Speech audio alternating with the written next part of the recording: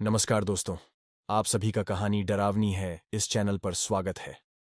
अगर आप इस चैनल पर नए हैं तो चैनल को जरूर सब्सक्राइब करें और हमारी डरावनी कहानियों की दुनिया में शामिल हो जाए। तो चलिए दोस्तों, दिल थाम कर बैठिए और अंधेरे में कहानी ना सुने, क्योंकि कहानी थोड़ी डरावनी है। मुर्दा घर ये हमारे डॉक्टर अंकल से सुनी हुई घटना है, लगभग 40 साल पहले। उस समय हमारे डॉक्टर अंकल मेडिकल कॉलेज में पढ़ रहे थे। मेडिकल कॉलेज बहुत पुराना और सरकारी था। अस्पताल में एक मुर्दा घर था। उसके बारे में कई अफवाहें प्रचलित थी। कुछ लोग कहते थे कि वहां रात में आत्माएं भटकती हैं। रात को 12 बजे के बाद चीख और अन्य अजीब आवाजें सुनाई देती हैं। एक वार्ड बॉय वहां रात की ड्यूटी कर रहा था। एक रात उसने एक महिला के रोने की आवाज सुनी। खिड़की से झांककर उसने मुर्दा घर के अंदर देखा और सामने का नजारा देखकर उसकी सांस अटक गई। उसने देखा कि एक जली हुई औरत अपने बिस्तर पर बैठे रो रही है। यह देखकर वह वहां से भाग गया और फिर कभी वापस नहीं आया। कॉलेज में लड़कों का एक ग्रुप था।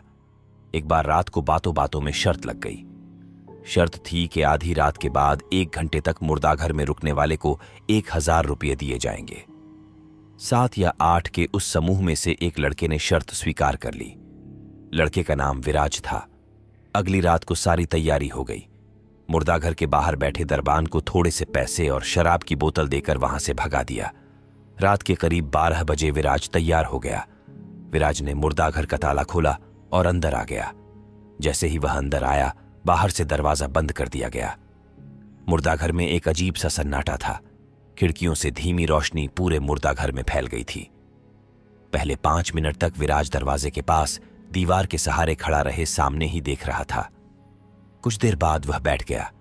साहस के बावजूद डर धीरे धीरे मन में पैदा हो रहा था। रात के 12 बजे अंधेरे और डरावने माहौल में मुर्दा घर में अकेले रहने के ख्याल से विराज को थोड़ी बेचैनी होने लगी थी। 20 मिनट बीत चुके थे। विराज वैसे ही बैठा हुआ था, आंखें खुली की खुली थीं। मुर्दा घर में एक अजीब सा सन्नाटा भरा माहौल था। विराज के सामने बिस्तरों की कतारें और उन पर सफेद चादरें बिछी हुई थीं। विराज धीरे धीरे एक एक कर सभी लाशों को देख रहा था। यह एहसास दिल को कंपा देने वाला था कि हम उन बेजान लाशों के साथ एक बंद कमरे में अकेले बैठे हैं। एक क्षण के लिए विराज को यह शर्त स्वीकार करने का अफसोस हुआ। मुर्दा घर की आखिरी खिड़की खुली थी और रोशनी सीधे एक शव पर पड़ रही थी। विराज की नजर उस लाश पर पड़ी। जाने क्यों, लेकिन विराज को उस बिस्तर पर हल्की सी हलचल महसूस हुई। विराज के शरीर से डर की एक लहर उठी और सीधे उसके मस्तिष्क में प्रवेश कर गई। विराज उठ खड़ा हुआ।